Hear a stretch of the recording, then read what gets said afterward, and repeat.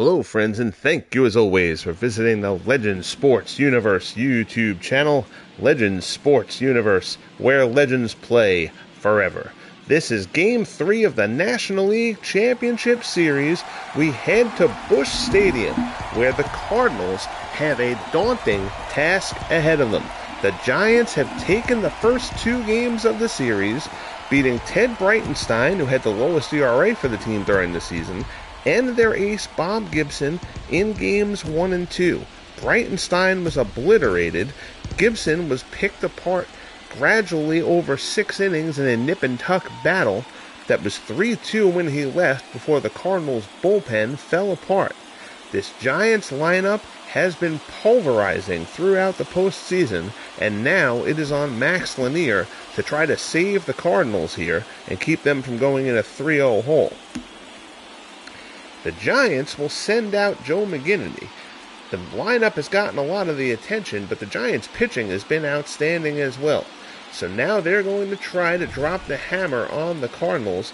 They're going to try to set up a situation where they conceivably won't have to see Bob Gibson again. Max Lanier, in his first outing against the Expos in the National League Division Series, was roughed up pretty good, but he was terrific in the second game. So now Lanier will try to go and pull the rabbit out of the hat one more time. He would be doing just that if he was able to navigate this Giants lineup.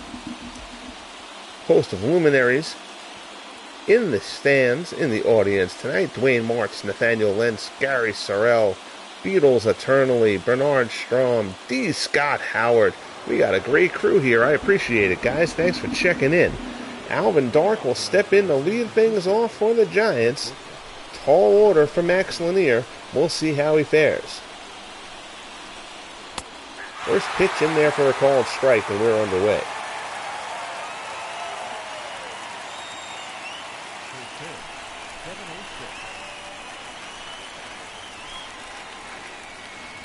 Lanier with the breaking ball. Breaks out a knuckler there. He'll throw a few of those. He doesn't lean on the knuckleball much, but he will drop them in there from time to time. He's ahead of Dark, 0-2. Curveball there, back up the middle. Ozzie ranges to his left. Nice play by Smith, but Dark is able to beat it out. Very tough play for the Wizard. He made the snag behind the bag, but Dark, busting it down the line, is on with an infield hit to start things off. That is a tight play at first. He is there, half a step ahead of the throw, though. So here's Robbie Thompson. Thompson getting the start at second base against the lefty. They've done that. Thompson's gotten a bit of playing time against lefties this year, even though the other second baseman, Jeff Kent, is also a right-handed batter. First pitch in there for a strike. Lanier's trying to get some confidence to deal with an imposing lineup in a rough situation. He needs to look no further than the broadcast last night. Early win with a chase at history, we'll leave it at, if you have not watched that game yet.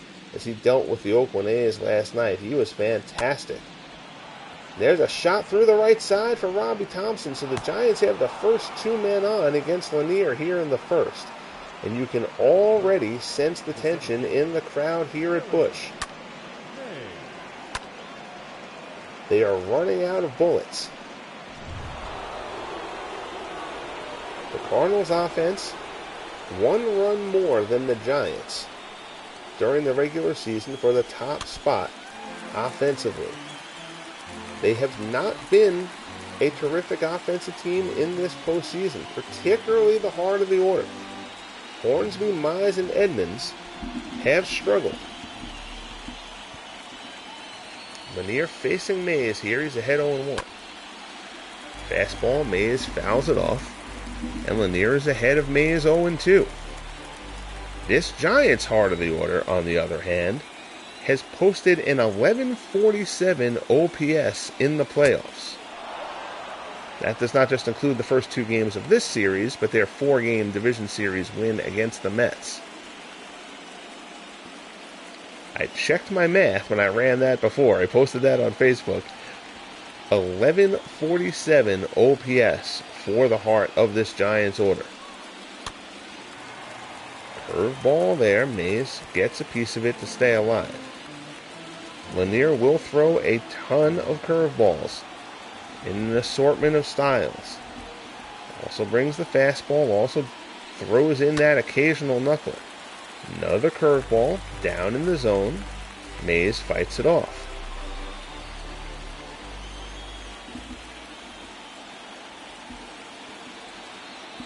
Lanier looks back to check Dark at second.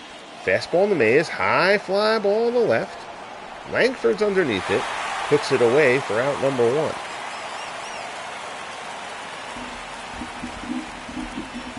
The way Mays is swinging a bat, everything that goes in the air you think might leave the yard.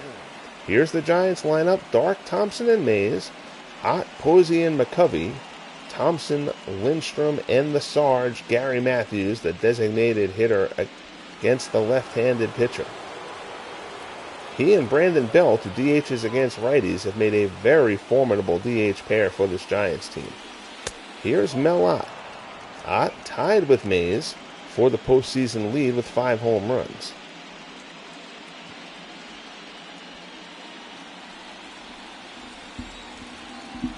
He hit the go-ahead homer against Gibson in the 6th inning in Game 2.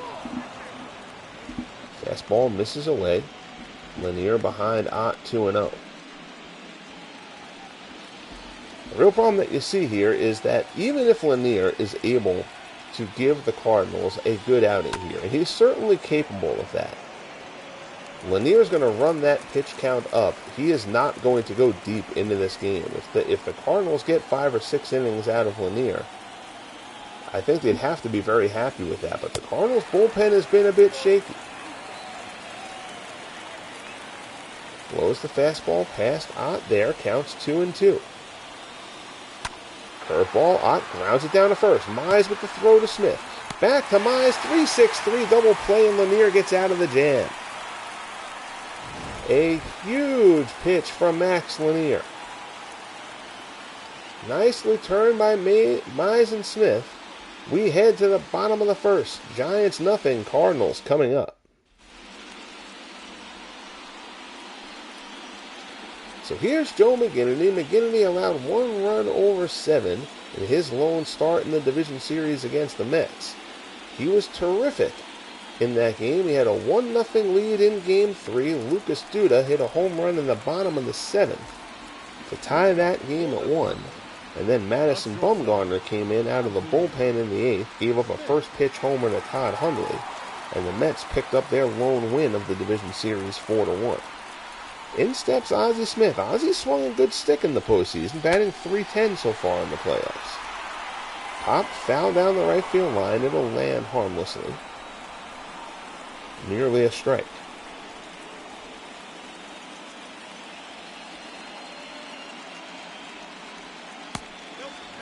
Change up, misses down low. It's 1-1. If you guys are so inclined, kindly bang that like button. There's a rumor going around that it has some sort of impact on something. I don't know all the details, but supposedly it'll get more people to watch. Fastball in there, up high to Smith. Count goes to 1-2.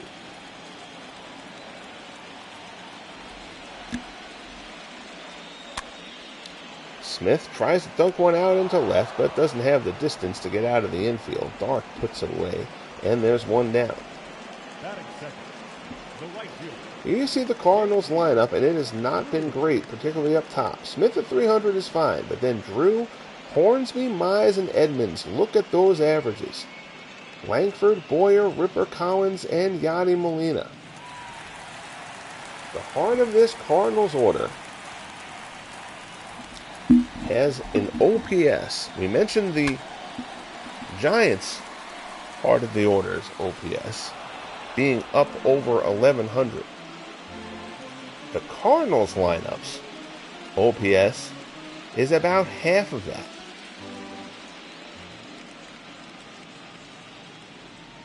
Got to bring up my posterior before so I can get the exact numbers on it, because now I don't remember theirs off the top of my head. 503 is the OPS for Hornsby, Mize, and Edmonds combined in the playoffs. Drew pops it up, Lindstrom comes on, puts it away for out number 2. It is almost unfathomable that Hornsby, Mize, and Edmonds combined could be that bad at the same time. They were all terrific during the regular season. There you see Rogers Hornsby, 111. 345 on base percentage. Hornsby's drawn a few walks. And he's played in terrific second base. But Hornsby just cannot get himself on track at the plate. And for the Cardinals to have any chance in this series, this heart of the order needs to get things going. Fastball there past Hornsby. McGinnity's ahead of him 0-2.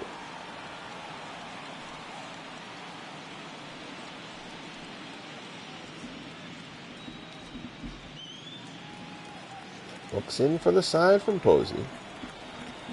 Giants wearing their bright orange 70s road unis. Pulled down the third base line but foul. Hornsby was all over that one. He has hit into some bad luck. Hornsby has hit into a lot of hard outs this postseason. But still, 111 is 111. Fastball misses up high.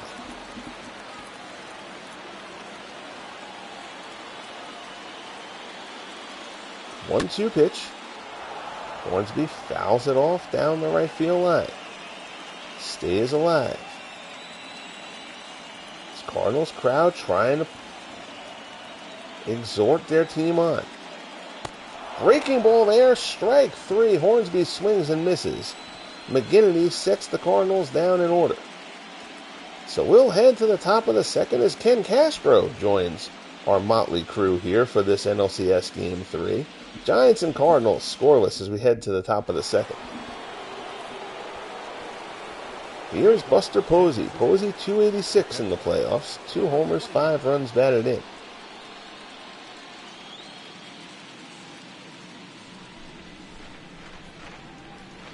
So Lanier got into trouble in the first but got out of it. We'll see if that buoys him to improve his work here in the second. He's ahead of Posey 0-1. Curveball misses up high. There you see our list of fake umpires.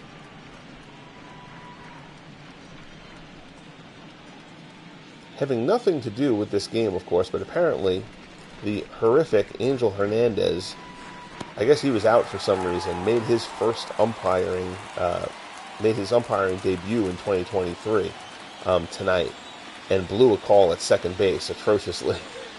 So Angel Hernandez in midseason form. Lanier gets Posey swinging at a curveball in the dirt. Throws to Mize at first to complete the strikeout, and there's one away.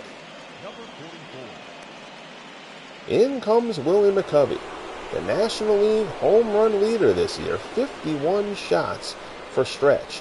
He was unconscious from August 1st on.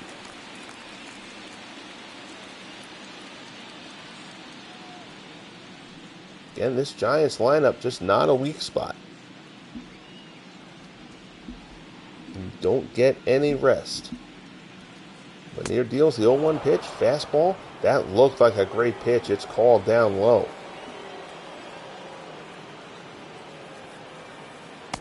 One curveball misses outside.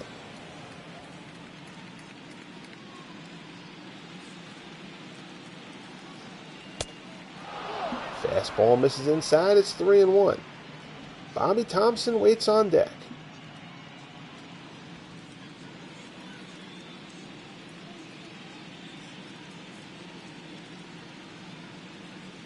Fastball up high. McCovey chases that one. Got McCovey to go up the ladder a bit. Full count delivery here from Lanier. McCovey yanks the changeup foul.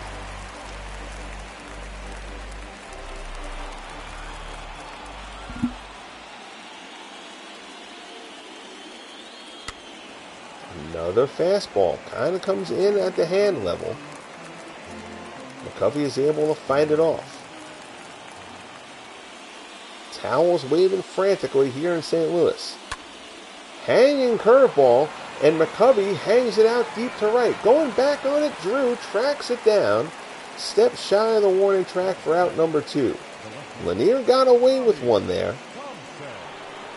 That curveball was up higher than he wanted and caught too much plate. And McCovey almost deposited it in the seats. But instead, it's just allowed out. There's 2 down. Here's Bobby Thompson. 333 in the postseason. Lanier breaks that knuckleball out for strike 1. As Todd B noticed last night, Lanier's knuckleball is basically coming in almost like an eephus pitch. Very slow knuckler. He goes to another one. He is ahead of Thompson 0-2. High fastball, Thompson swings and misses, and Max Lanier retires the side here in the second. So the Giants go down in order. Here come the Cardinals. Mize, Edmonds, and Langford scoreless. Game 3 of the NLCS. We head to the bottom 2. Here's Johnny Mize. 125 in the playoffs. He, Hornsby, and Edmonds have each hit a solo homer, and that's it.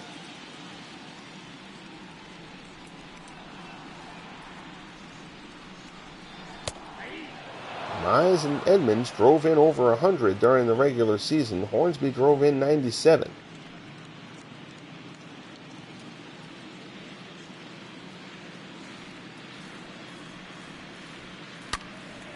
Mize on the screws, but McCovey makes the play. Well, that is as good a swing as Johnny Mize has put on a ball in this series. Unfortunately for him, it found the glove of Stretch McCovey, and there's one away. Here's Jim Edmonds.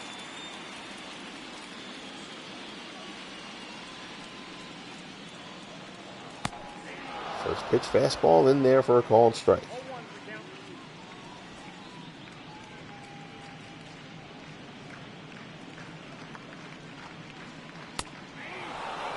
Another fastball catches the outside corner. McGinnity ahead of Edmonds, 0-2.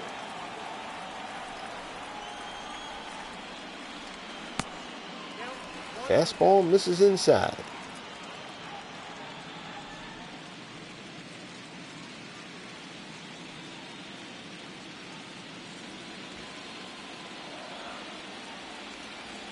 The Iron Man stretching out that arm as he fires at Edmonds.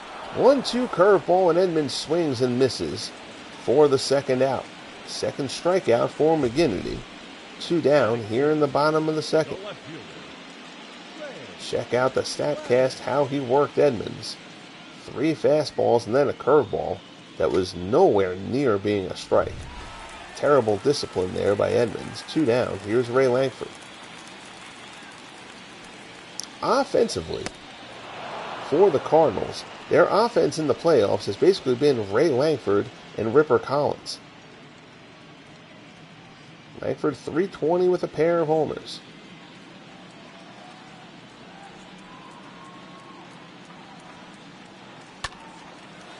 Ground ball up the middle, raising to his right. Thompson fields it on the outfield grass, and he gets Langford by a step to retire the side. Nice play there by Robbie Thompson.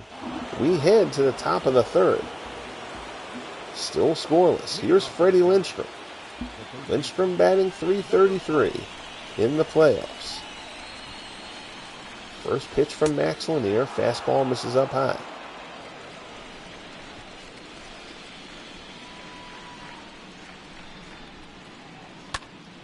There's a shot. One hopper to Smith. Takes his time, throws to first. Lindstrom's retired. There's one away.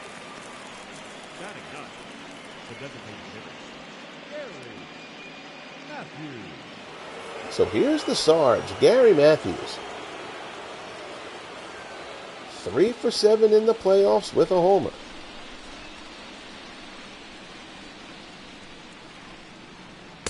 Fastball on the corner for strike 1.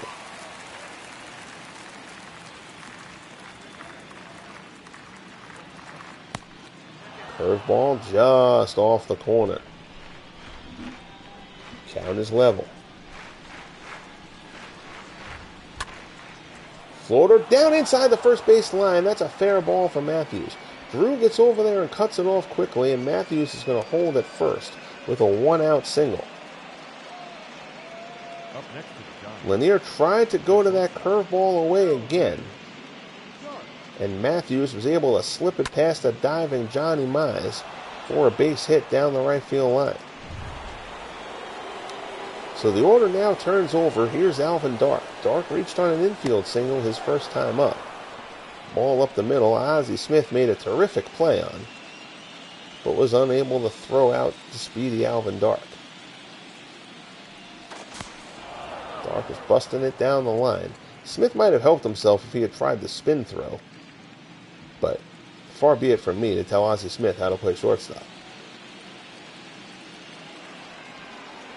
Breaking ball gets him. Throw from Molina down to second, not in time. It's a stolen base for Gary Matthews as he gets into scoring position.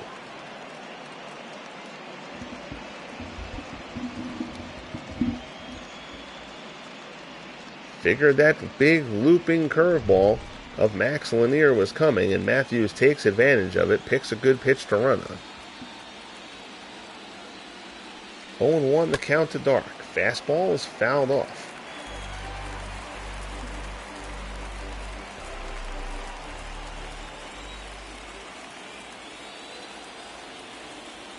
Oh-2 pitch coming.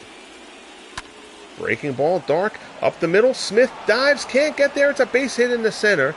Gary Matthews comes around to score, and Alvin Dark has brought in the first run of the game. It's 1-0 Giants. Just out of the reach of Smith. Was shading a little bit to pull. He got the Dark's grounder up the middle in the first. This one just out of the reach of the Wizard. So the Matthews stolen base proves key. And now the Giants have a lead.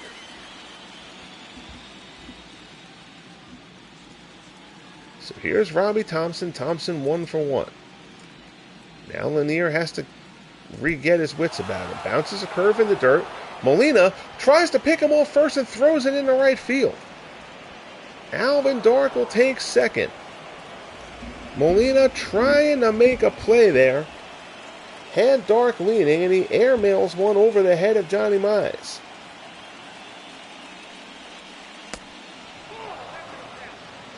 These are the kind of mistakes the Cardinals cannot afford to make. Already down 2-0 in the series. Curveball misses away, 3-1. And this inning is having a feeling that it might slip away. Willie Mays waits on deck. Pitch from Lanier, fouled off. Count goes full to Thompson.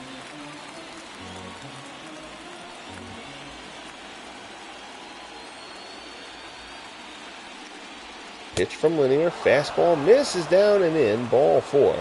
Thompson draws the walk, and Willie Mays will step up with 2 men on.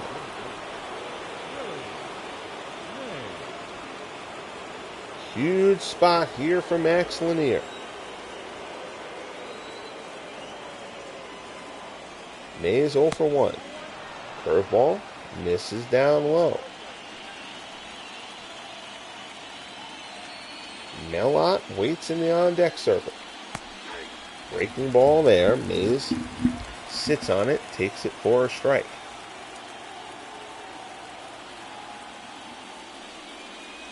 Pitch from Lanier. Mays fly ball to right. He hits it well, but it will stay in the park. Drew underneath it, puts it away for out number 2.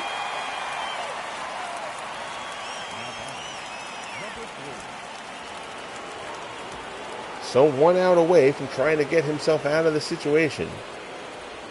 With only the 1 run in, now Lanier has to face Melott. First pitch in there for a strike.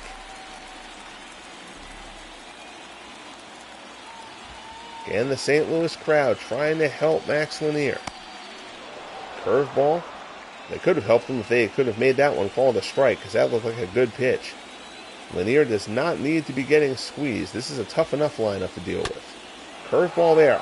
Hits a seed out in the center, but Edmonds out there shy of the track in the deepest part of the park makes the grab, and the side is retired.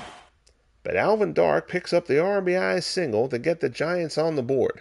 We head to the bottom of the third. San Francisco 1, St. Louis nothing.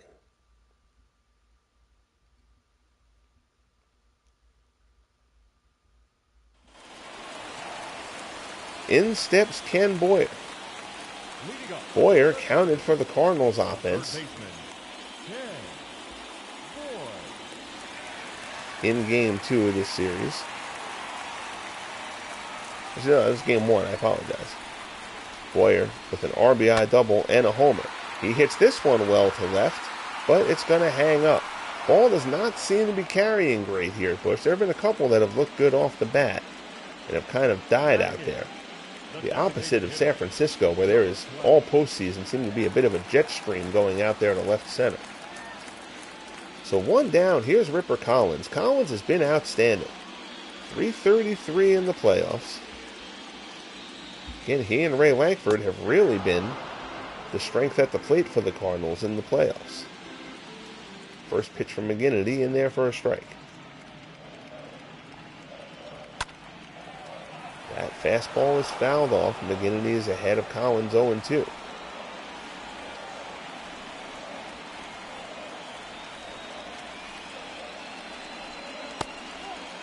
Fastball misses down low.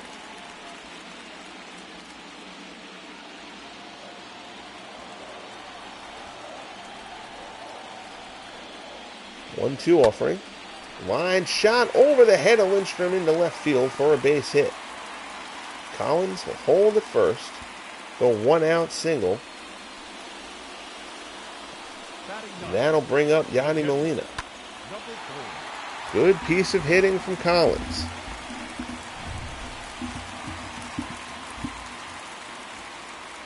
So here's Molina. Molina 167 in the playoffs. Runner goes. Throw down to second. He's a dead duck. They try to hit and run. Molina can't keep up his end of the bargain, and Collins is thrown out by a mile. Trying to make something happen. Posey throws a perfect strike, and the runner is quickly erased. 2 down here in the bottom of the third.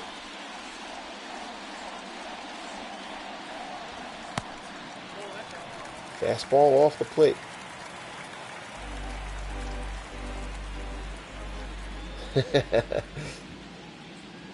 Beatles Bernard says hi. Popped up foul towards the seats and right. Count goes to 1-2.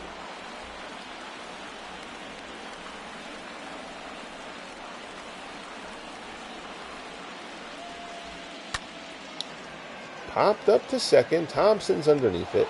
Puts it away. And the side is retired. So we are a third of the way through Game 3 here at Busch. Cardinals get their first hit, but still off the board. We head to the top of the fourth. 1-0 Giants. All the hi when everybody shows up in here. I feel like it's the Waltons. Good night, John Boy. Good night. We got a good crew here. I love it. First pitch fastball from Lanier in there for a called strike. Posey 0 for 1. Another fastball from Lanier. Up on Posey 0-2. Jam shot in foul territory. It falls outside the line, and the count stays 0-2.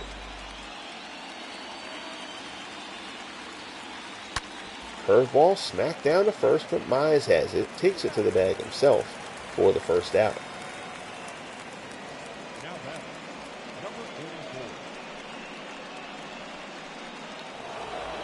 So here's Willie McCovey. McCovey 0 for 1. He flew out to right his first time up. He did not miss that ball by much. Lanier hung a curveball to him and got away with it on a 3-2 pitch. We'll see what Lanier can do here.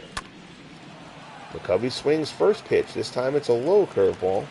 Weakly bounced out to Hornsby, who charges a bit to his left, flips it over to Mize for out number 2.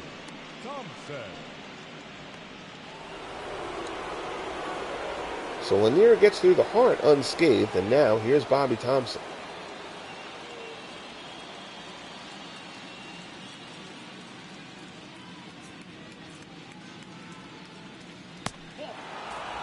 Changeup misses down and in.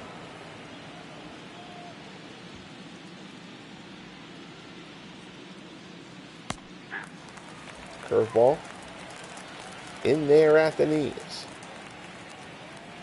1-1 the count. Tommy says the Hall of Fame call that wants to talk to Lidstrom after missing that play at third. There was a tough play over his head. Collins dipped it in. Listen, we weren't going to have threats of no-hitters on back-to-back nights.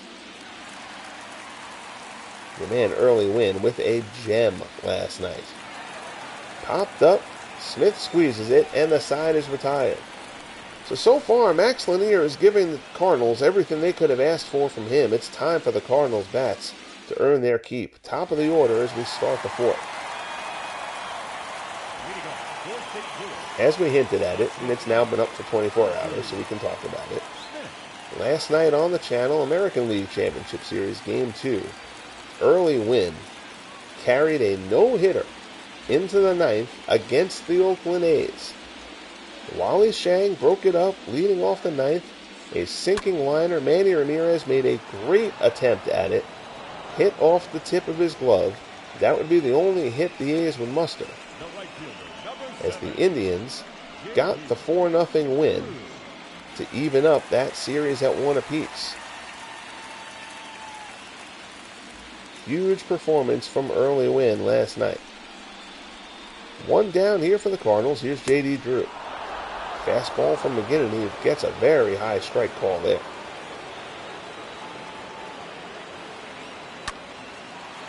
Shot by Drew out to left, hanging up. Bobby Thompson's underneath it.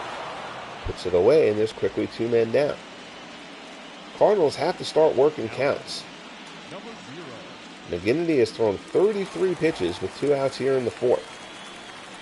Here's Rogers Hornsby. Hornsby struck out his first time up. The complete disappearance of the bats in the heart of this Cardinals lineup has really been staggering to watch. Hornsby just misses that one. Pulls it hard but foul.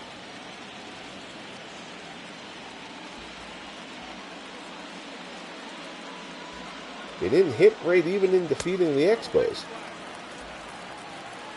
The Expos pitching certainly had plenty to do with that, but they also got a complete game 2-hit shutout from Bob Gibson and a complete game 3-hit shutout from Ted Breitenstein. Ground ball to short. Dark puts one in the dirt, but it's picked out by McCovey and the side is retired. We head to the top of the fifth. Giants lead it 1-0.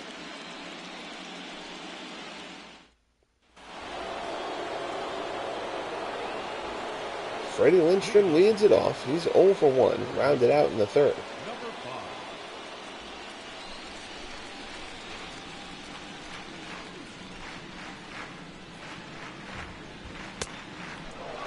Fastball misses up and in for ball 1.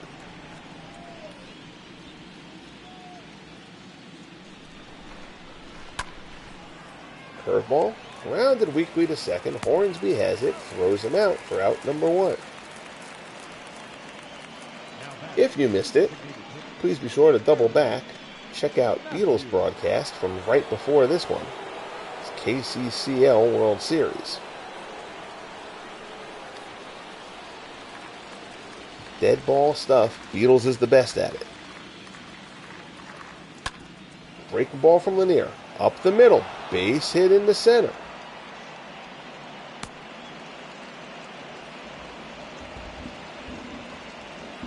So Gary Matthews is on again as he bounces this one up the middle.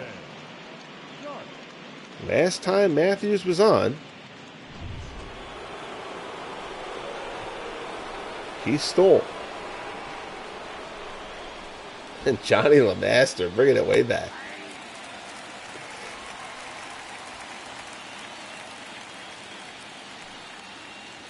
Johnny LeMaster was another one of those guys who, back when I was collecting baseball cards, it felt like was in every pack of cards that I got. I had more Johnny LeMaster cards than I knew what the hell to do with. Curveball misses outside. It's 1-1. There are a few guys like that. Him, Pete Falcone, Frank Pastore. Fairly scrubby guys. I don't care if I have that card. This one is dunked down the right field line. It falls in for a hit. Matthews had a hold up. He wasn't sure that whether Drew was going to get there. That's not a great read by Gary Matthews. So Matthews holds up at second. Dark dunks in his third hit of the game. And once again, Lanier's going to have to battle through it. First and second, here's Robbie Thompson. Thompson's 1 for 1. Fastball misses inside.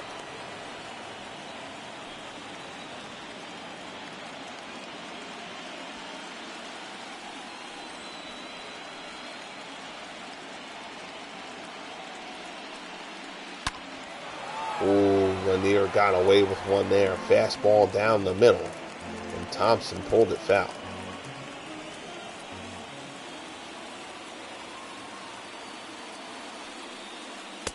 High fastball. Lanier gets the strike call. When Lanier mixes in his fastball, he's much better than when he just sticks with that off-speed stuff. Has a terrific curveball, but he gets in trouble sometimes when he leans on it too much. 1-2 offering here to Thompson. High fastball. Thompson fouls it back.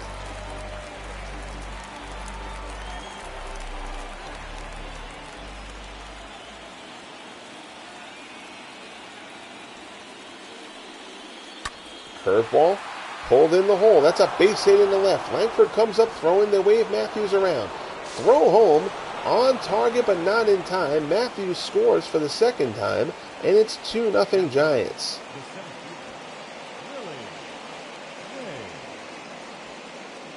So Robbie Thompson comes through with the RBI single. Langford charges it well. Decent throw home, but Matthews scores. And now, Giants have a 2-0 lead, and Willie Mays coming to the plate with 2 men on. And this is what these Giants do. Even if you have kept them at bay a bit, they are just always putting you under pressure.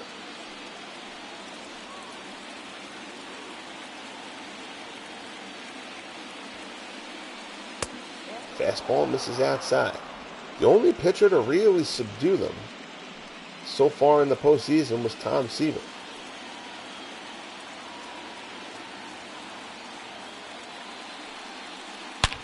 Curveball. Mays drives this one deep to right. Going over on it. Drew. He can't make the play. Over Drew's head. Going to the wall. 1 run will score. They wave the second runner around. Here comes the relay home. Throw is offline. 2 runs are in. It's a 2-run triple for Willie Mays, and the Giants have opened up a 4-0 lead.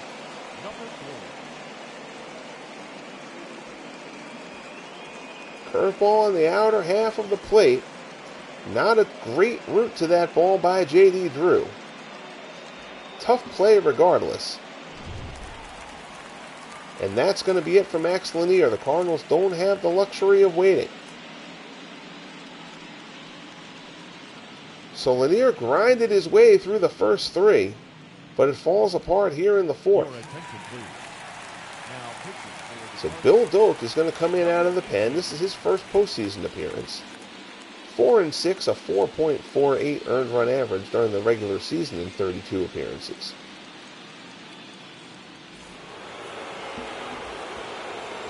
And Doak gets to be greeted by Mel Ott.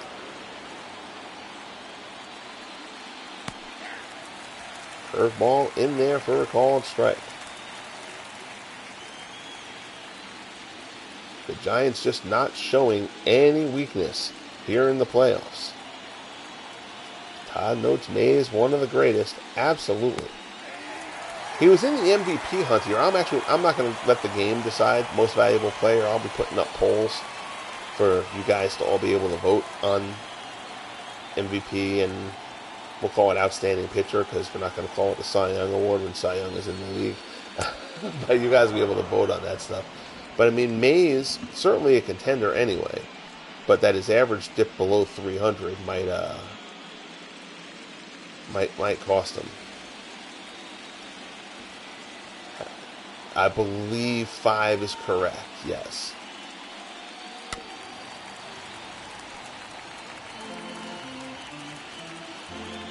Well, I mean, because you've got the whole heart of the order.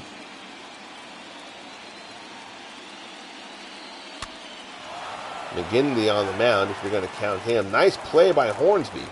Backhands one on the in-between, hop up the middle. Hornsby has not let his troubles at the plate impact his defense. He has really played a very, very solid second base all postseason despite his offensive struggles.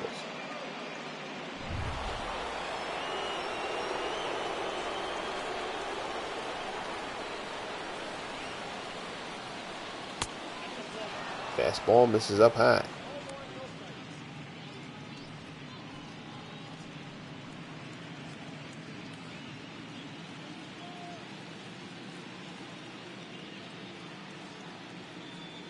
Pitch from Doak.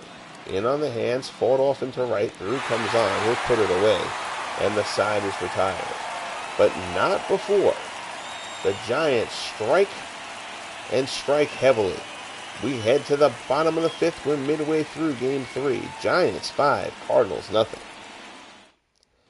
Yeah, so including McGinnity, it's 5. Because McGinnity and Lindstrom, and then the heart of the order. So now here's Johnny Mize. Mize 0 for 6 in the series, 0 for 1 on the day.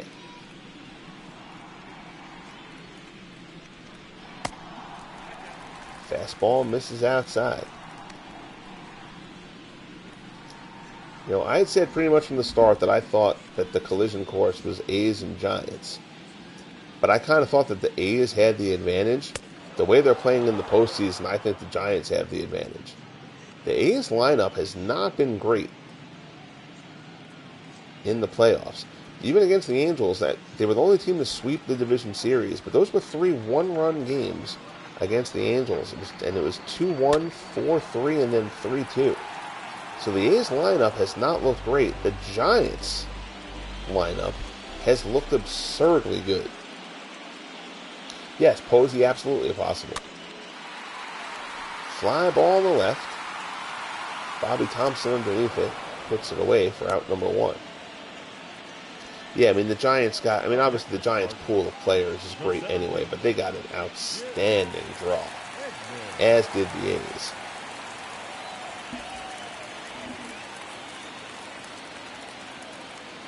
But part of the fun of doing it this way. Kind of see, the draws and then who comes in when, and will somebody come up when they're really blocked at a position and be traded? Will somebody come up right at the time when somebody's contract is expiring and they leave as a free agent, that kind of thing. So I'm looking forward to how all the roster stuff progresses as the league evolves. Fastball from McGinnity, swung on and missed by Edmonds.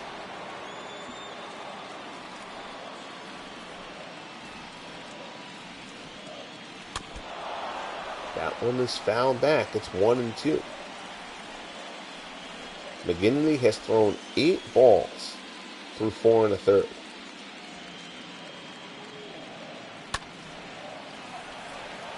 Fastball there, fouled off by Edmonds. Count stays at 1-2. Again, Bob Gibson pitched in Game 2. Edmonds loops this one in the center. That's a base hit. So a 1-out single for Jim Edmonds here in the bottom of the 5th.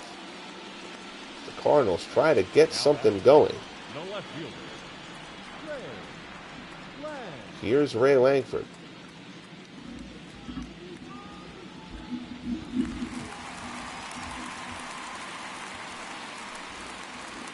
Langford is 0 for 1. He grounded out in the second. He's now 1 for 8 in the series.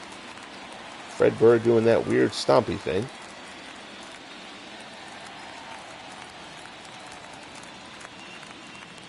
McGinnity looks in. Fastball misses up high. Yeah, the Cardinals still have so many great guys who could come through for them too. I mean, they don't have Musial yet.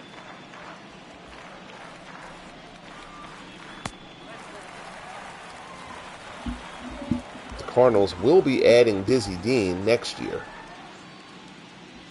to give them another really good starter behind Bob Gibson. Fastball there at the knees. It's 2-1.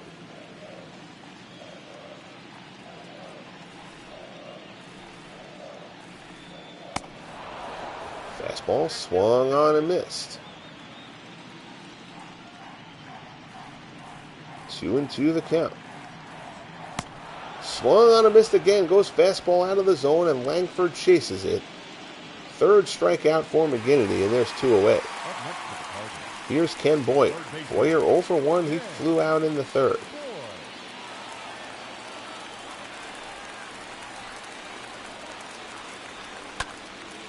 Boyer swings at the first pitch. Down the right field line. Slicing foul.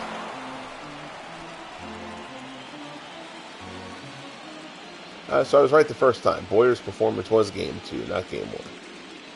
Double and a homer. Doing so many broadcasts lately that some of them are kind of running together a little bit.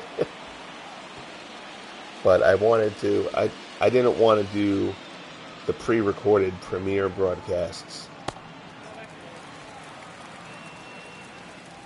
Excuse me. For the playoffs. I wanted to do all those live. I love the interaction and all that kind of stuff. Another one fouled down the right field line. It's 1-2.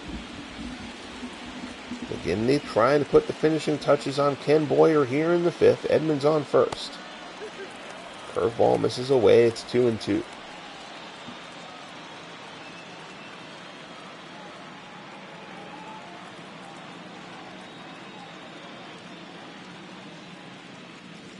Here's the pitch. Fastball misses up high.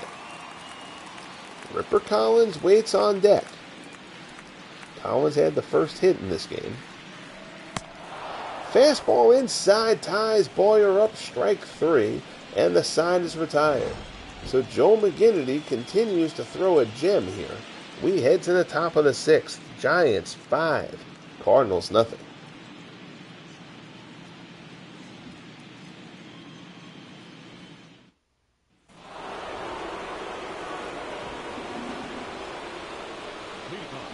So Doak will stay on for a second inning of work. Here's Willie McCovey.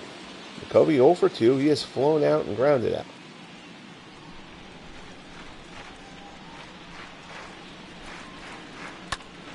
First pitch swing again. Hits this one well to left. Slicing. That's a fair ball. One hopper over the fence. It's a ground rule double for Willie McCovey. I don't know what Ray Langford thought, because Langford didn't really pursue that ball well at all. He wouldn't have gotten to it anyway. But Ray Langford was just kind of watching. Here's Bobby Thompson. Fastball misses inside.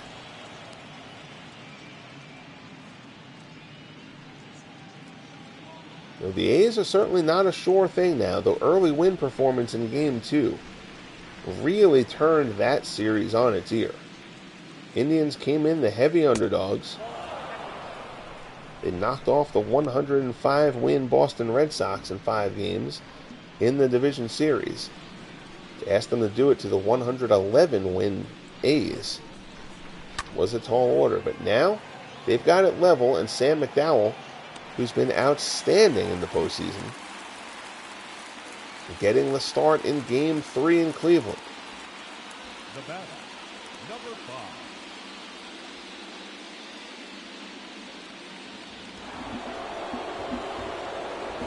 So one down, here's Freddie Lindstrom. Lindstrom is 0 for 2. He's grounded out twice.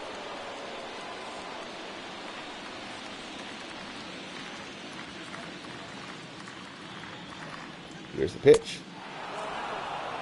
Fastball misses inside.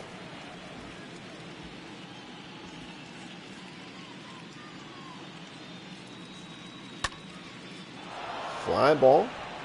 Oh, I totally misread that. Had a John Sterling moment. Apologize. Base hit up the middle. The way I looked at Edmonds, I didn't look. I heard the crack of the bat, and I looked at the outfielder. It looked like Edmonds was breaking back.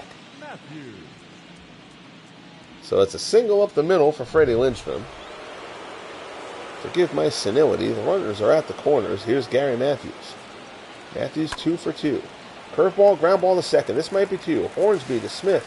On to first. 4-6-3 double play. And the side is retired. So Doak makes the pitch he had to make there to keep the Giants off the board. We head to the bottom of the 6th. Cardinals trail the Giants 5-0.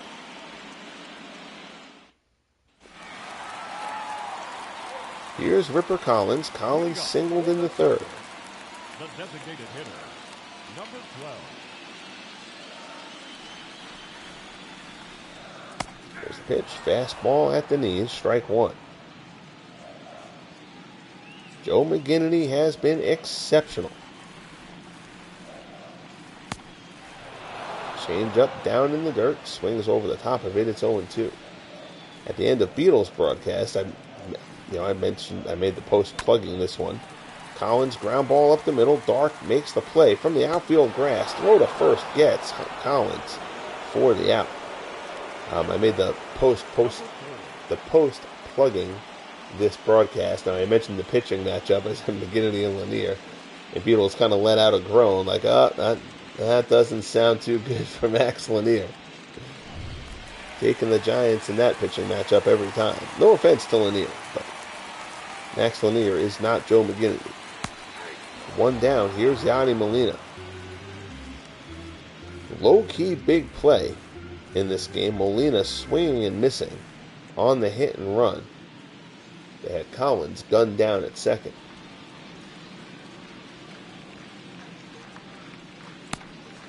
Well, that play works.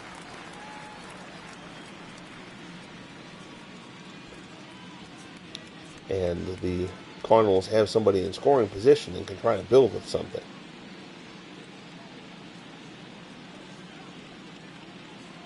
One offering.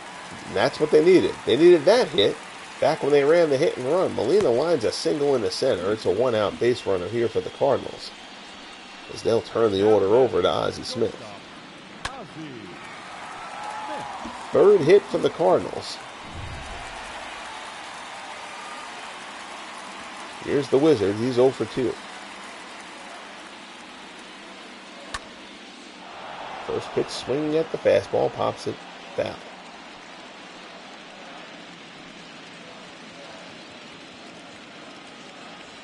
Oh and 2. Or 0-4-2, I should say. 0-1. Smith, tapper, dribbler, foul. Outside first base. And McGinnity is ahead of Ozzie, 0-2. The Beatles knows the Giants are just too strong. I'm with you. Fly ball to center from Smith. May is underneath it. Puts it away for out number 2.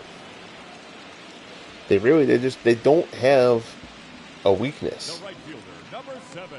I mean, they don't have a ton of speed, other than Mays, obviously, who can fly. But, I mean, other than that, here's J.D. Drew. Drew is 0 for 2. Todd asked, speaking of Ozzie, is the fielding in this game pretty realistic? It was a big focus of mine, because, I rated all these players. And defense is always a big focus for me in the ratings. I feel like too many people overlook defensive ratings. And players tend to be rated too similarly defensively. So I want the players to feel, I want great defenders to feel like great defenders. And that doesn't mean that they're necessarily perfect, but I want them to feel like that. Ozzie makes plays other shortstops don't make. So McGinnity picks up the strikeout to end the 6th.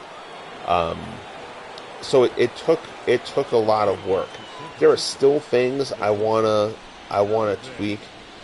Kind of getting the ratings to work in conjunction with the sliders. Like the outfielder speed, I still wonder if I should mess with a little bit. you know, there is one game engine thing, and I don't quite get the logic for it, and I'm not sure if it's something I can fix. And now I'm trying to remember if I phrase it, if I do it right.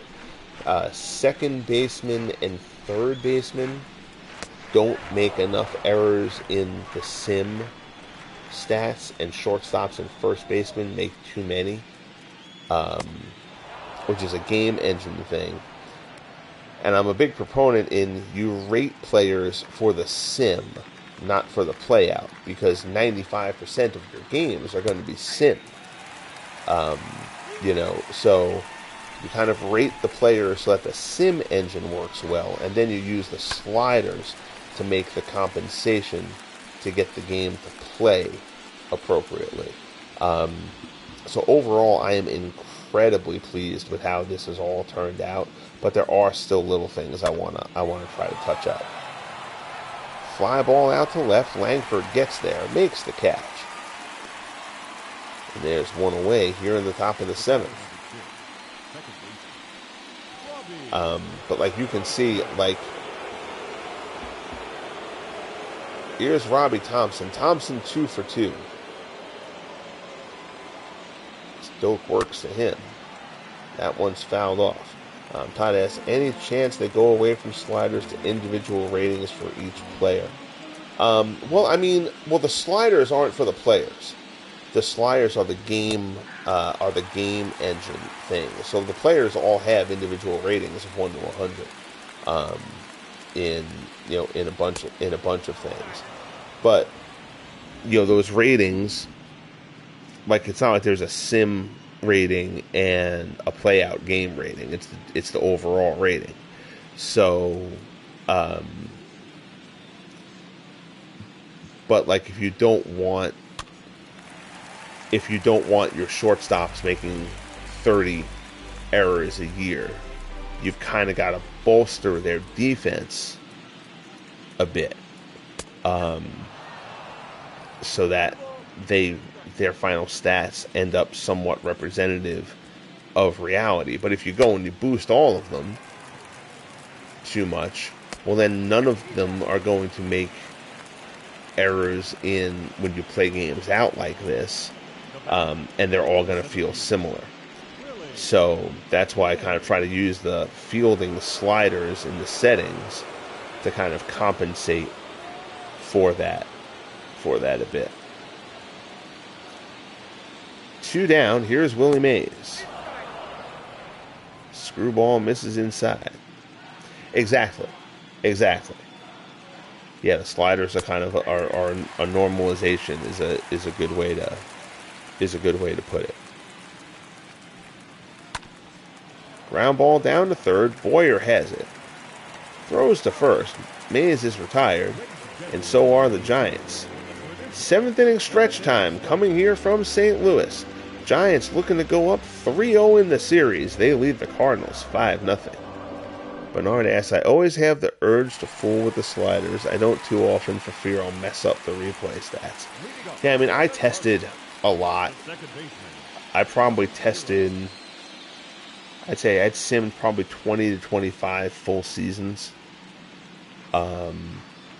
before this was kind of ready for production. And there's a deep drive, Rogers Hornsby, and boy did the Cardinals need that. It might be too little too late, but we'll see. But Rogers Hornsby deposits that one deep into the seats in left, and the Cardinals are on the board. They've cut the deficit to 5-1. Finally, something for the fans here at Busch to cheer tonight.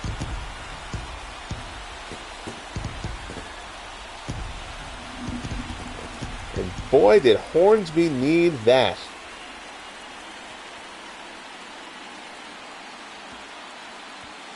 Down around 100 for his postseason average. And again, he has hit some hard outs. But still, that average is that average. But he crushed this one over the bullpen and left to lead off the 7th. Here's Johnny Mize. Fastball misses up high. But I just, like, for me, as far as like roster development and stuff like that, like you have to test. You have to. And I think what gets so many people who like say they want to do rosters and gets them hung up is that they don't put the time into the testing of things. They say, this sounds like a good way to rate players, so this is how I'm going to do it. But they don't then go and after really test. And that's not running one sim and seeing if it looks okay. That's, you sim and you really look at everything. And you try to find trends and you try to find, mistakes or whatever, or this kind of player I always rate a little too high in this category and such and such. The testing is the essential part of getting it right, at least to me. So I've done this for a while. So fastball on the outside corner for strike one. Because it takes a lot of time. It takes a lot of time to do a roster set. And if you're going to put in all that time to create the guys and enter ratings for them, why wouldn't you spend the time to test it and make sure it all works? It's a must. I want this league to go on for more than 20 seasons. So why wouldn't I take the extra time when I create it to run tests? And that's what I say about this. Like, I'm never going to, I'm not arrogant enough to say that I can get an output with the show just by the limitations of its engine, like with Diamond Mind accuracy. But I can match OOTP, Baseball Mobile, Replay Baseball. I can match the accuracy of those in this sim. I absolutely believe that. And that's just from putting in the work and putting in the testing. Do you play any PCC? Oh, sure.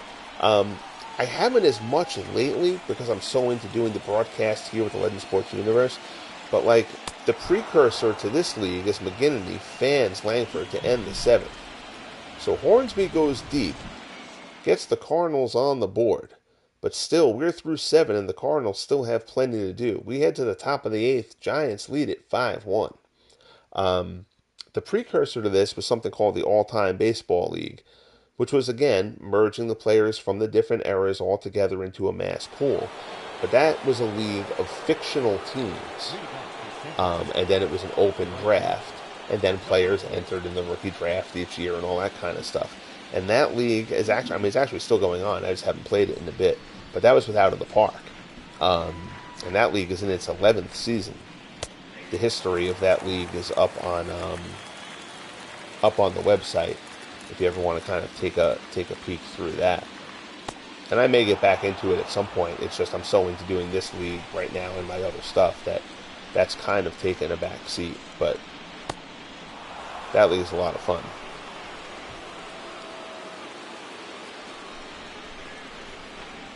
So here's Melott. Bill Doak has done a fine job out of the pen. They might be stretching him a little bit too far here. We'll see. 3-1 the count to Ott. Yanked foul. It is a safe bet that if the Giants win this one, I just don't see how the Cardinals can possibly win 4 straight against the Giants. So a win here for the Giants, in my mind, pretty much wraps up the series. Doak misses up high for ball 4.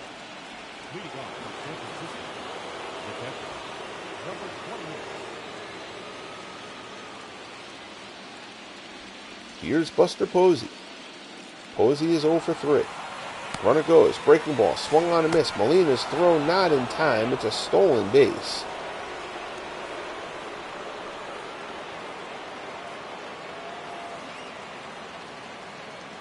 Not a bad throw, but not going to be enough.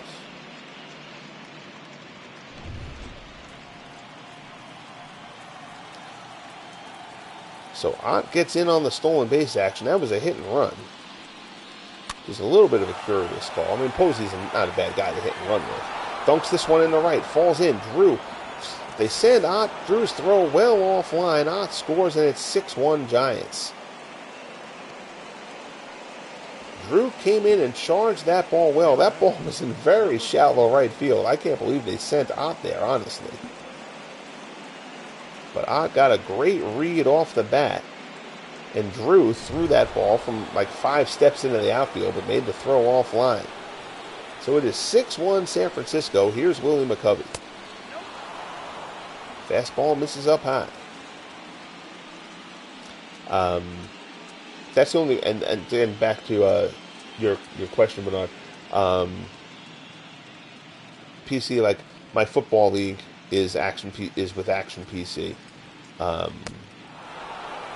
So I love a good PC sim. I do. It's just different. And in broadcasting things, it's just it's just a different vibe. If I can get the game to work well enough to do what I want to do on the console, I'm just going to pick the console just for the sake of the presentation and broadcast element of it.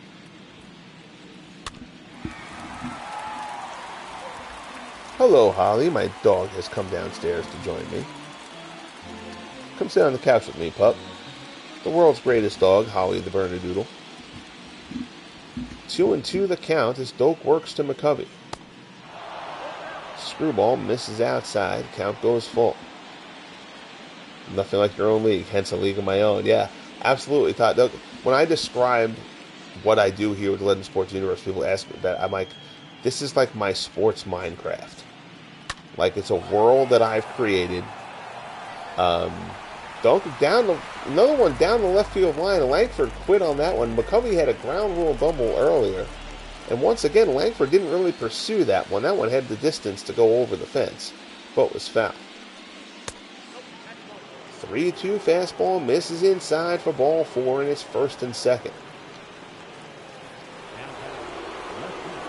Kind of feels like you've got to get Bill Doak out of this game. Again, the Cardinals have no room for error. But granted, they used relievers yesterday who got blasted. Fouts and Segrist got knocked around. They used Rosenthal, too. Well, exactly. That's the thing. You create your own stories within the league. Like, the whole part of this that I love is being able to kind of bring the stories of the leagues to life. Bring the pennant races to life and all that kind of stuff. Line shot here into right, and this is just going from bad to worse for the Cardinals. 7 spot here for the Giants on the single from Thompson.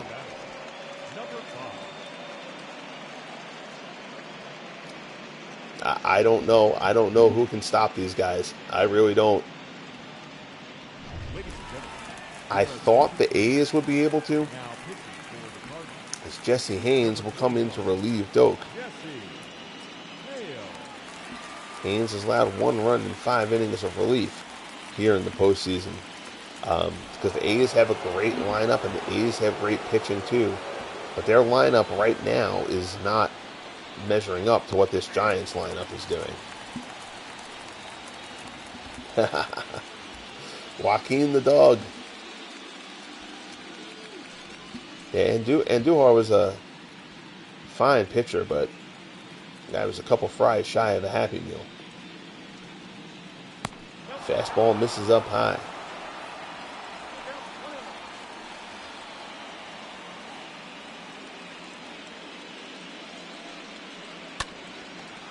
Ground ball back to the mound. Picked by Haynes. To Ozzie on to first. 1-6-3 double play.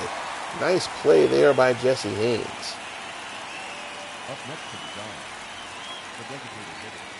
We're kind of to the all for naught portion of our program, though. As nice a play in turn as that was, it is still 7-1 Giants. I mean, look, the A's, if the A's get by the Indians, and if Sam McDowell can come through with the kind of performances that he gave against the Red Sox, and as the side is retired here in the top of the 8th,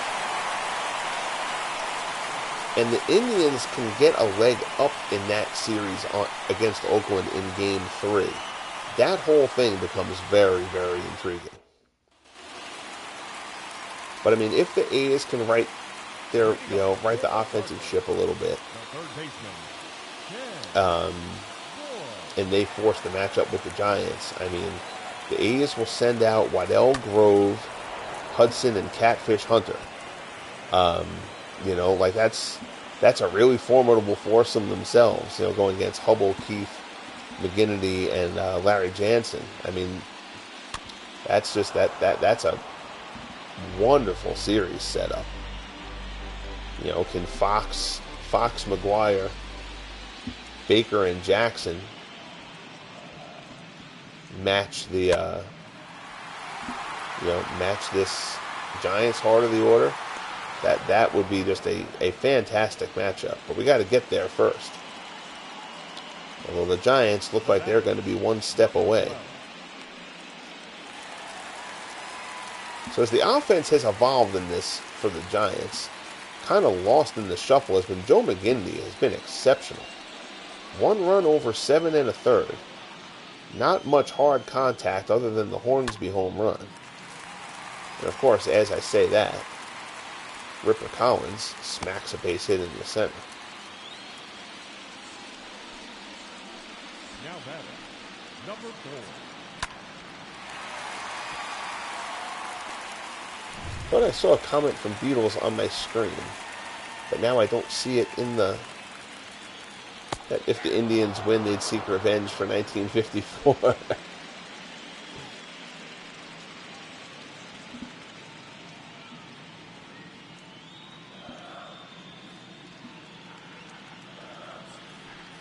One out, one on. 0-1 pitch to Molina, swung on and missed. Count goes to 0-2.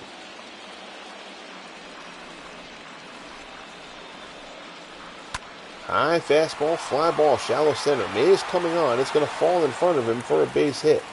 Ripper Collins going to third in just a horrendous decision when you're down by 6. And Mays hoses him out at third. Well, Kangaroo Court will have a fun time with that one. Ripper Collins, a 40 speed. I don't know what he was thinking there.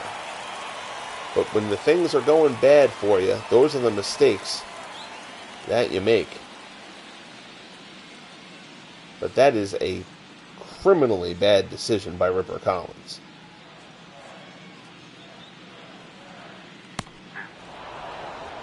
And Beatles notes you don't run on Mays, and especially not when he's coming in on the ball. You're at 40 speed, and Willie Mays is charging that ball out into center. And you're down 6. There are so many components that say you should never have gone there. That is one thing. I don't like changing, unless it's something really, really bad. I don't like changing things in the middle of a season. But, and I think I mentioned this in yesterday's broadcast, after this whole season is done, and I get the draftees added and all that stuff, before I start season 2, I'll be running test versions of that season to test a couple of things out. There's a shot into right, base hit for Ozzie. So the Cardinals starting to find a little something here against McGinnity. Again, this is a 6-run ball game, but you wonder if McGinnity may be on his way out of this one. And that base running balance, the base running aggressiveness and the base runner speed and the outfielder arm balance with each other is something I want to work on a little bit more before year 2. So McCovey takes it to the bag himself to retire the side. We head to the top of the 9th. Giants leave the Cardinals 7-1, 3 outs away from taking a 3-0 series lead. I mean, for the whole, and I feel like it's happened more in the playoffs. I remember the opening broadcast when I started this. We did, I did Mets Expos, opening day, Scherzer and Seaver. And it was a great pitching matchup. It's a leadoff ground out from Alvin Dark. Nice play by Ozzie in the hole for the first out. And Robbie Thompson stepping in and it's a 2-0 game late. Seaver's been exceptional, and the Expos made like a pair of questionable at best base running decisions in the ninth, and ended up losing the game 2-0. And I was like, oh boy, is this going to be a problem? And then I went like a couple of months of game time without seeing anything else that was really bad in the base running front. But I do feel like there have been a few too many over-aggressive base running instances in the playoffs in particular that just make me want to test it a little bit more. As I said, overall, for the course of the season, I thought it was good, but I just want to perhaps look at that aspect of things a little bit more before the next season starts. 3 things I want implemented in the show 24. Oh, goodness. Well, I probably won't even go back to I probably won't buy a new game of the franchise unless certain things happen.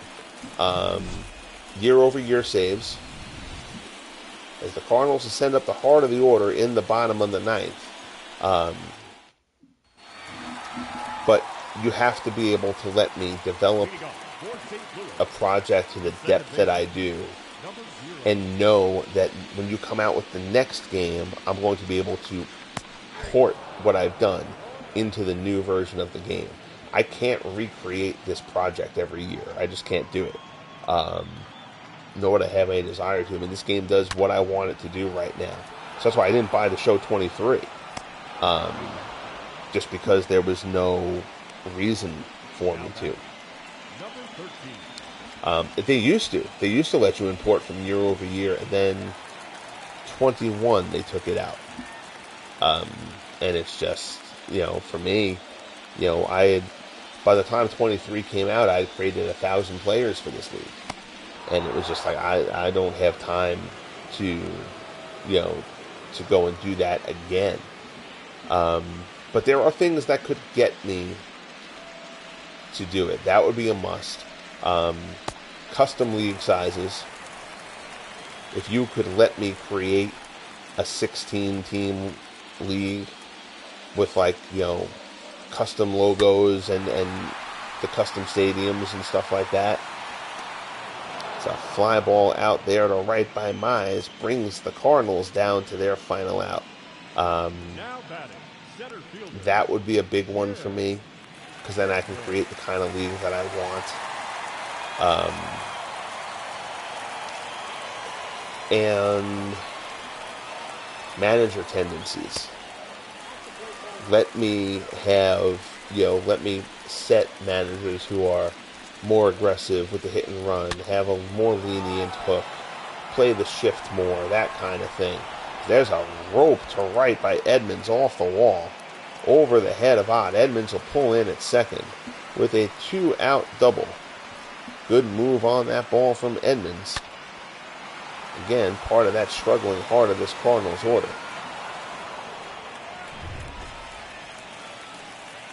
So it lingers on. 2 down, Ray Langford. McGinnity still trying to go for the complete game. I'm not sure he gets to work another hitter after Langford. Langford is 0 for 3. He struck out in the 7th. He's now 1 for 10 in the series.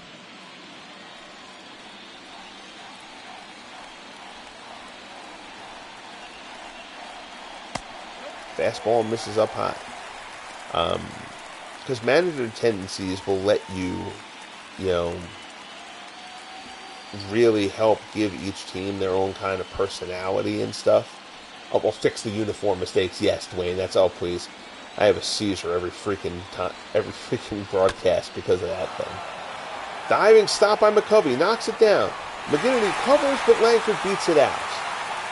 So the Cardinals, for a moment, stay alive. Infield base hit for Ray Langford. Nice stop by McCovey. Probably saved a run. Langford just beats it down the line.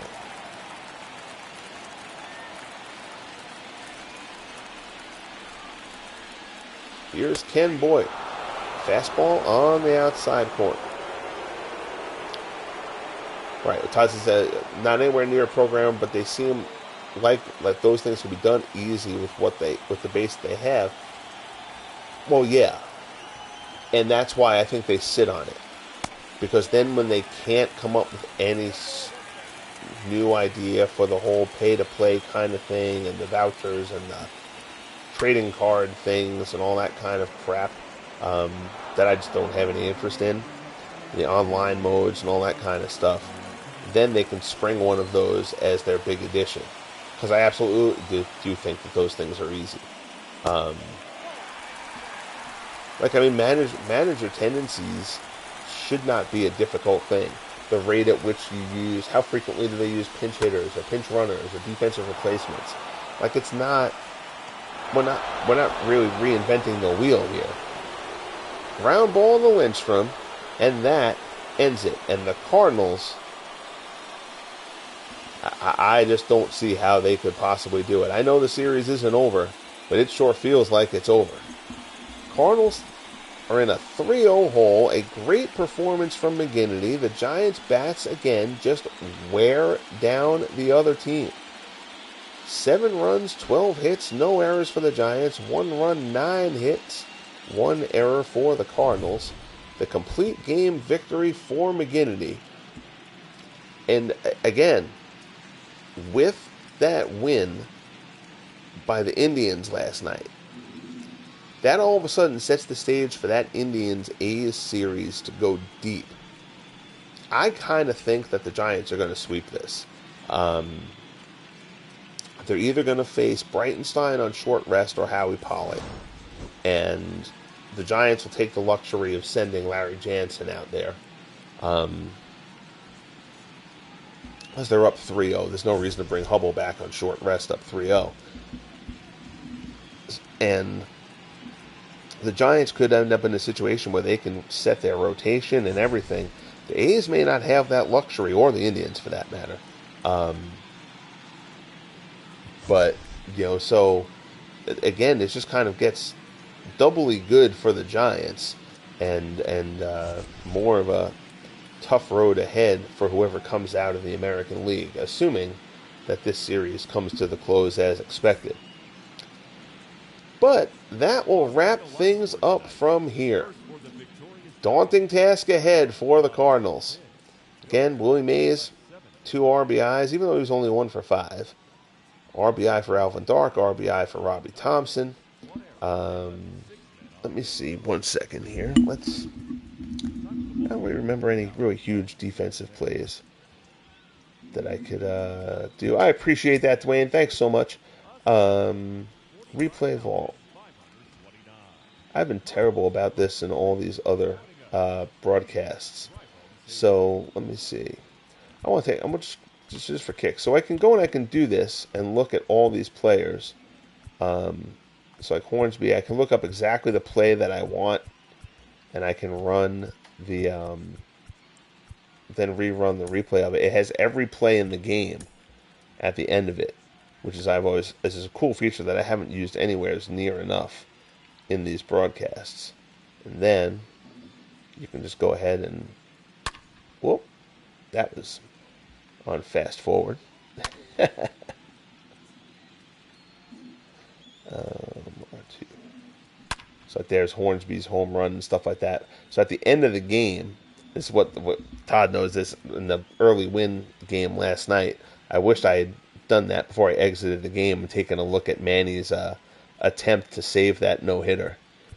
But that's what I was talking about before about the defensive ratings. Is what, if you've got a manager in place, I don't know who would have been the all-time manager for the Indians. But let's say it's somebody who would would it possibly be a manager who would go for a defensive replacement up 4 at that point and have Manny out of that game, and put Harry Bay out in center and move Brantley over to left to give you the strongest outfield possible. If you give me manager tendencies, I can work that kind of stuff. So I don't have... Thank you, Beatles. I appreciate that. Thank you, Bernard. Appreciate you guys, as always, checking in here. I'm sure check out, but I know Bernard has a broadcast coming tomorrow night, so check in for that. I'm hopefully going to have a broadcast at some point tomorrow. I don't know if it'll be afternoon or late night like this. We'll get to Game 3 of the American League Series. But, so that's why the manager tendencies thing is big.